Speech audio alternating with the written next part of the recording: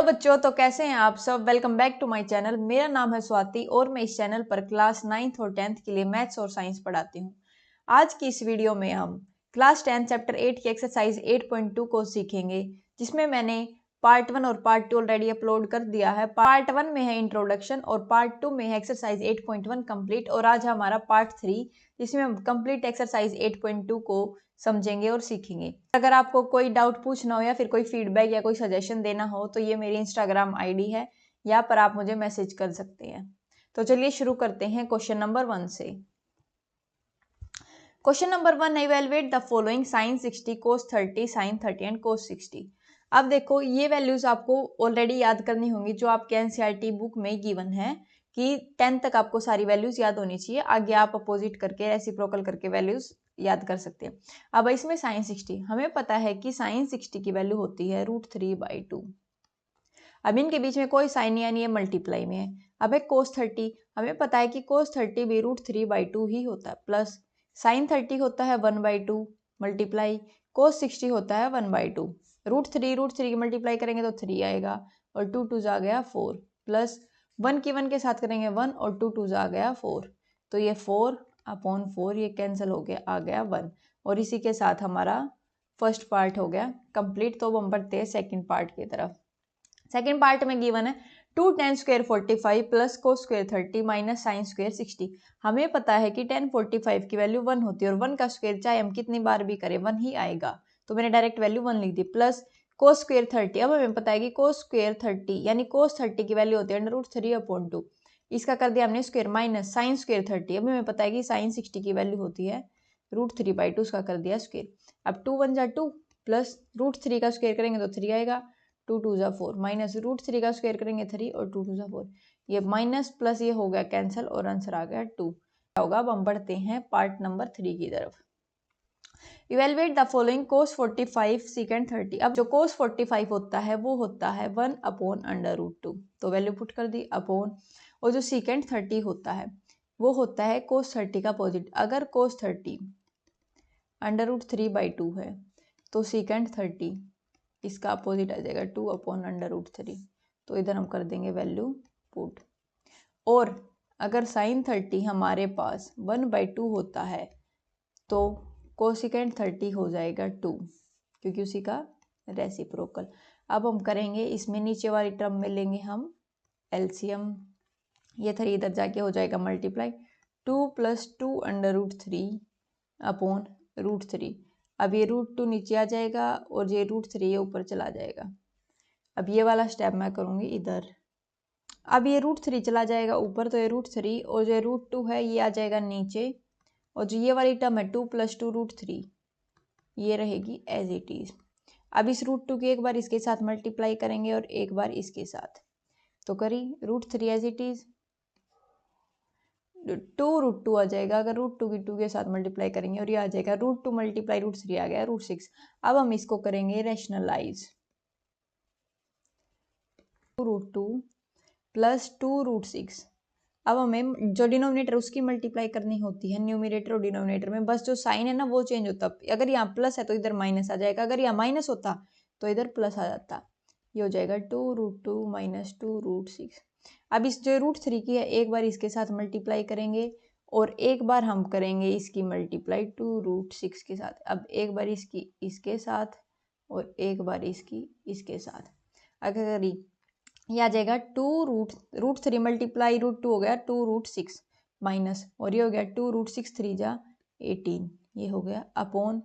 अब नीचे a + b और a - b की प्रॉपर्टी, a + b और a - b क्या होता है, a² - b²। और जो ये a है ये क्या है हमारा इधर 2√2 और जो b है वो है 2√6, तो 2√2 का स्क्वायर माइनस 2√6 का स्क्वायर।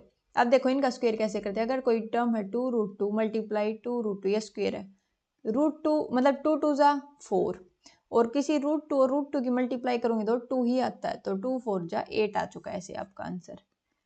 ठीक है, तो ये हो गया 2√6 - 2√18। अगर मैंने इसकी मल्टीप्लाई करी तो ये आ गया हमारा 2 2 जा 4 और 4 2 जा 8, माइनस इधर भी 2 2 जा 4 और 6 4 जा 24, ये आ चुका आपका अच्छा, अब आगे हम करेंगे 2√6 माइनस 2√18 और 24 में से 8 गए तो माइनस का 16। अब ऊपर वाली टर्म में से हम ले लेंगे 2 कॉमन और ये आ गया √6 माइनस √18 अपॉन 16 है वो ऐसे कैसे। अब हम कर देंगे 2 1 जा 2 8 जा, यानी मैंने कर दिया कैंसिल √6 माइनस √18 अपॉन माइनस का 8।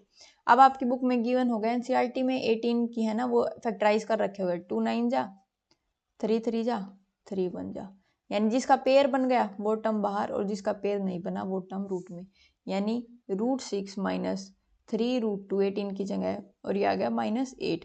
अब माइनस अगर मैं बाहर कॉमन ले लूँ उस माइनस बाहर कॉमन ले लिया मैंने 3√2 है जो वो पॉजिटिव हो जाएगा √6 नेगेटिव और ये जो 8 है ना नेगेटिव ये हो जाएगा पॉजिटिव। तो ये आप आ गया आपका आंसर और इसी के साथ आपका पार्ट 3 कंप्लीट। अब हम बढ़ते हैं पार्ट 4 की तरफ। Evaluate the following sin 30 plus tan 45। हमें पता है कि sin 30 की वैल्यू होती 1/2 प्लस tan 45 1 माइनस कोसिकेंट 60। हमें पता है कि sin 60 होता है √3/2 तो उसका रेसिप्रोकल कर देंगे, ये आ गया 2/√3। सिकेंट 30 हमें पता है कि cos 30 होता है √3/2 तो उसका रेसिप्रोकल करेंगे तो 2/√3 आ जाएगा। ठीक है, अब होता है cos 60 हमें पता है कि 1/2 होता है और जो cot 45 होता है वो होता है 10 का अपोजिट, तो आ गया ये। अब हम इसमें क्या करेंगे एलसीएम लेंगे, टेक एलसीएम। ऊपर वाली टर्म में हमने एलसीएम लिया 2√3 आ गया एलसीएम, यानी इसके नीचे कुछ नहीं तो मैं इसके नीचे 1 सपोज कर लेती हूँ। अब इसका एलसीएम लेंगे तो 2√3। ठीक है, अब हम करेंगे जैसे हम छोटी क्लासेस में करते थे कि 5/9 प्लस 3/8 है, तो 8 और 9 का जैसे एलसीएम लेते थे, मान लो कि 72 आ गया। ठीक है, 9 से हम पहले इसको डिवाइड करते हैं, ये जो 9 से इसको डिवाइड करेंगे, 9 8 से 72, ये जो 8 था इसकी फिर हम इसके न्यूमरेटर से मल्टीप्लाई करते थे, 8 5 जा 40 प्लस फिर सेम 8 9 जा 8 9 जा 72, 9 की करेंगे 3 से 9 3 जा 27, फिर हम इन दोनों को ऐड कर देते थे और ऐसे हमारा आंसर आता था। सेम एज इट इज हम इधर करेंगे, जैसे 2 से ये जो 2 है 2 को 2 से कैंसिल हो गया, यानी 2 से इसको मैं डिवाइड करूँ 2 से 2 कैंसिल और √3 बन जा, ये आ गया √3 प्लस 1 से कोई नंबर डिवाइड करेंगे तो वही नंबर आ जाएगा, तो 2√3 माइनस √3 से √3 कैंसिल और 2 2 जा गया 4 अपॉन दूसरे वाली टर्म। अब इसका भी 2√3 आ चुका है एलसीएम अपॉन √3 से √3 कैंसिल बच गया 2 2 2 जा 4। अब ये जो 2 है 2 से 2 कैंसिल बच गया √3 बन जा √3 प्लस अब किसी नंबर को उससे डिवाइड करेंगे 1 से तो वही नंबर आ जाएगा, इतना आ गया। अब ये जो √3 है ये ऊपर जाके कैंसिल √3 से 2√3 से और 2√3 हो गया कैंसिल। अब हमारी बची ऊपर वाली टर्म। अब देखो 2√3 में अगर इसका कुछ नहीं तो यानी 1 एंड 2 में 1√3 ऐड करूंगी तो 2 और 1 हो गया 3 और √3 as it is -4 upon same 2 में 1 ऐड किया ये 4 एज इट इज, 2 में 1 ऐड करेंगे तो 3 3√3। अब हम इसको कर देंगे रैशनलाइज, मैं इसी स्टेप में कर देती हूँ रैशनलाइज क्रॉस, ये जो है प्लस यहाँ पे आ जाएगा ये साइन आपका -3√3 -4 -3√3। अब क्या करेंगे जो 3√3 है इसकी मल्टीप्लाई एक बार 4 के साथ और इसकी मल्टीप्लाई एक बार इसके साथ, फिर इस 4 की मल्टीप्लाई एक बार इस 4 के साथ और एक बार हम मल्टीप्लाई करेंगे इसकी 3√3 के साथ। अब अगर मैं 3√3 की 4 के साथ करूं तो 4 3 जा हो गया 12 और √3 एज इट इज। अब 3√3 की 3√3 के साथ करूं, देखो 3 3 जा हो गया 9 और √3 होता है 3 तो 9 3 जा हो गया 27 माइनस अब 4 की 4 के साथ 4 4 जा हो गया 16 माइनस माइनस हो जाएगा प्लस, ये माइनस कैंसिल प्लस हो गया और 4 3 जा हो गया 12 और ये आ गया 12√3 अपॉन अब ये a प्लस बी और a माइनस बी यानी a square minus B square.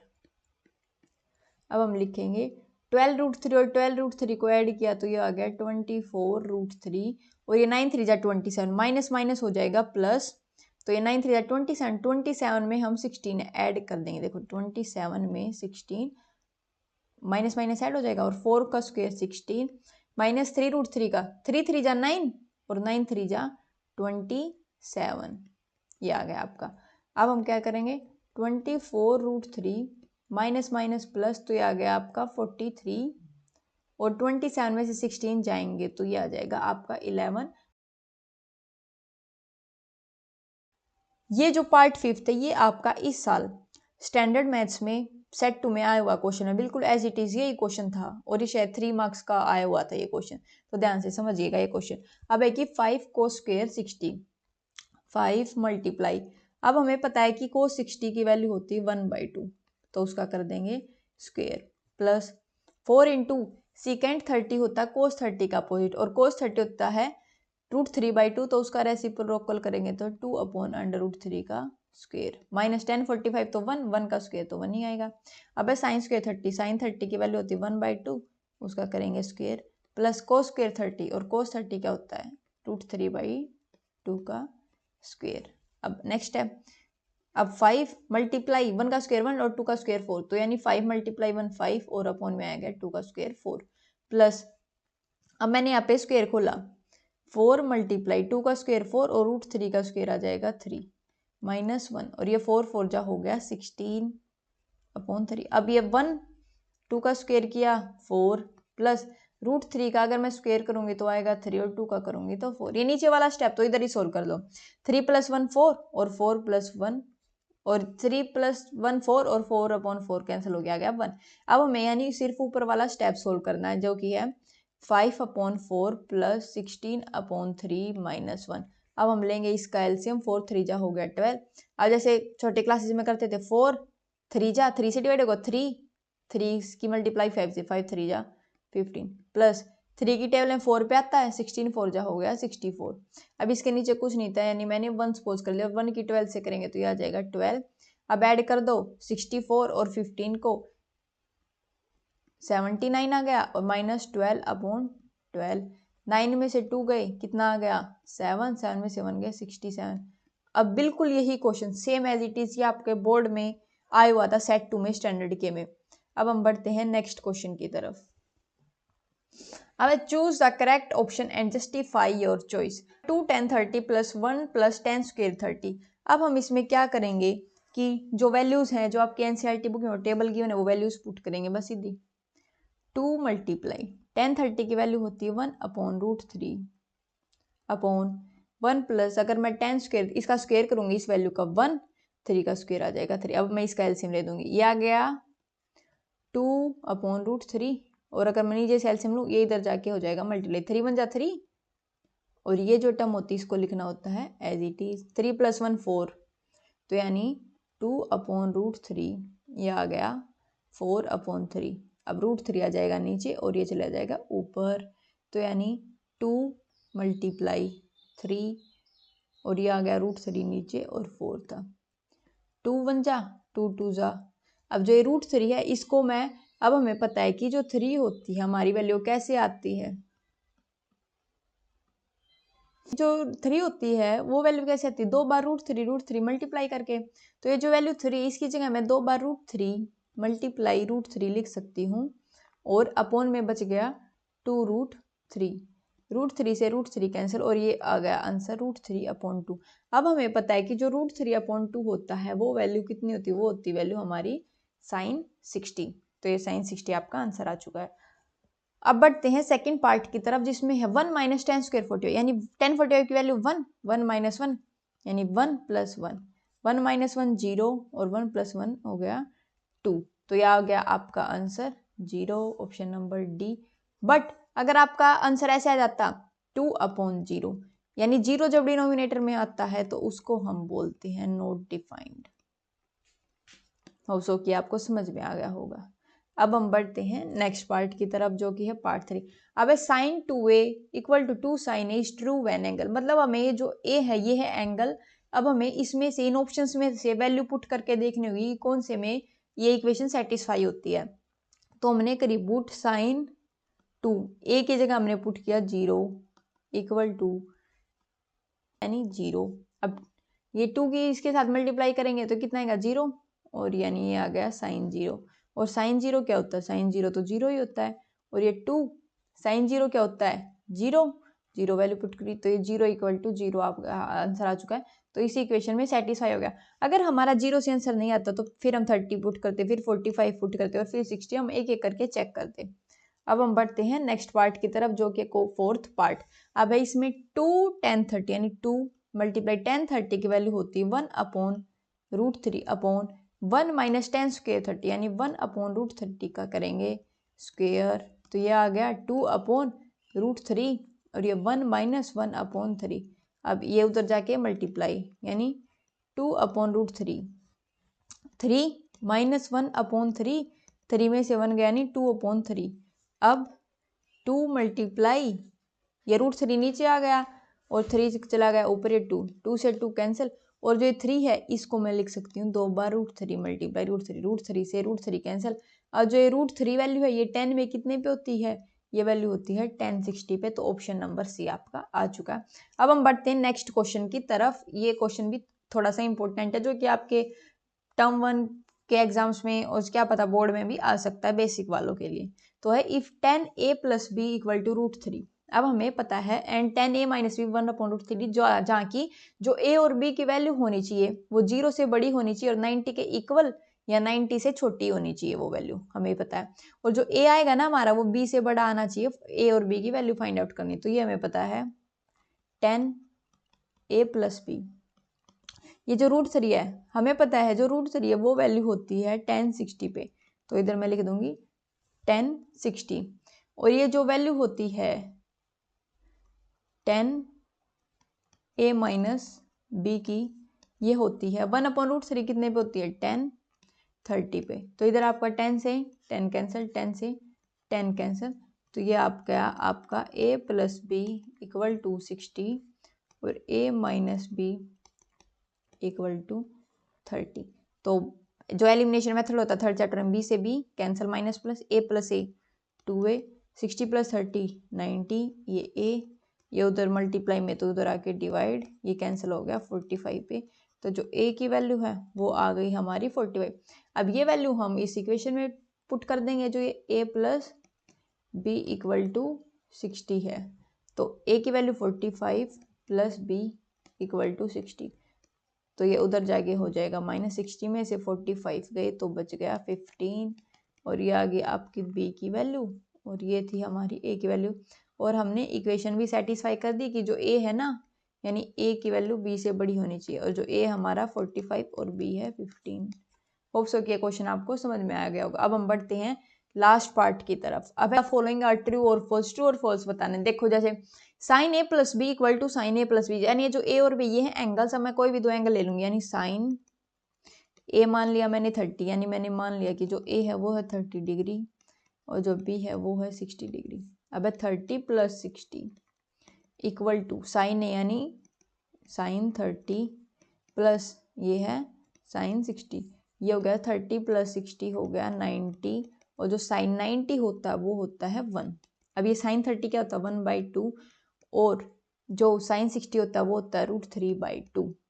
अब एलसीएम लेंगे, अगर हम एलसीएम भी लेंगे तो 1 तो तब भी नहीं आएगा, तो ये हमारी इक्वेशन सेटिस्फाई होगी ही नहीं। तो ये आ जाएगा √3 + 1/2, मतलब इक्वल तो आए नहीं, तो ये इक्वेशन आ गई फॉल्स। अब हम बढ़ते हैं नेक्स्ट पार्ट की तरफ। The value of sin theta increases as sin theta increases, यानी इसने बोला है कि जो sin थीटा वैल्यू होती है यानी sin 0,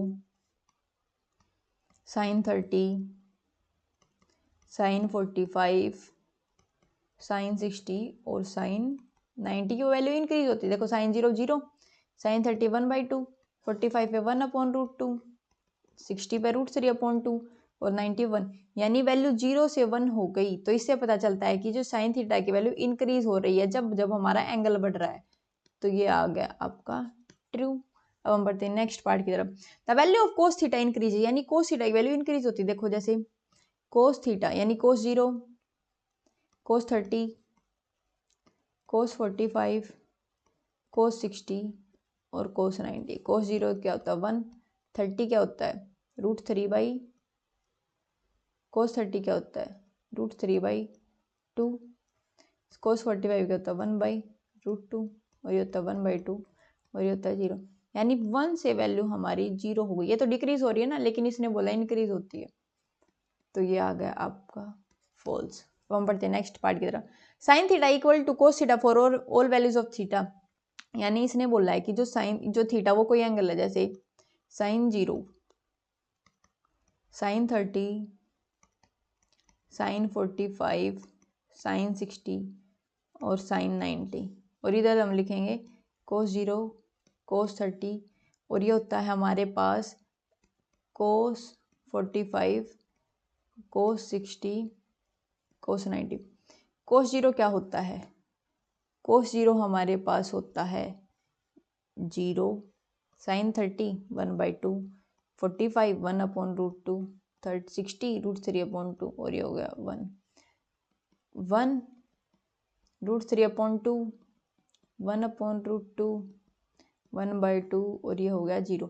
यानी उसने बोला है कि जो साइन थीटा यानी साइन 0 है ना, वो भी कोस 0 के इक्वल ही होनी चाहिए। जो वैल्यूज लिखी यानी इसमें बोला है कि जो साइन 0 0 और साइन 30 यानी सारी थीटा की वैल्यूज कोस थीटा के बराबर होती, लेकिन हमारे पास तो सिर्फ एक ही वैल्यू होती है जो कि बराबर होती है, बाकी सारी डिफरेंट वैल्यूज होती है, तो ये हो जाएगा आपका फॉल्स। अगर वो बोलता है कि साइन 45 इक्वल टू कोस 45, ये हो जाता है ट्रू, लेकिन उसने बोल दिया ना ऑल वैल्यूज, जो कि बिल्कुल गलत है। इसी के साथ आपकी एक्सरसाइज कंप्लीट हो चुकी है। आई होप सो कि आपको एक्सरसाइज बिल्कुल अच्छे से समझ में आई होगी, और अपने दोस्तों के साथ और अपने क्लासमेट्स के साथ ये वीडियो को जरूर शेयर करें। और ये है मेरी इंस्टाग्राम ID, अगर आपको कोई डाउट पूछना हो या फिर कोई फीडबैक या सजेशन देने हो तो आप मुझे वहाँ पर मैसेज कर सकते हैं। Thanks for watching. तब तक के लिए सीखते रहिए और प्रैक्टिस करते रहिए।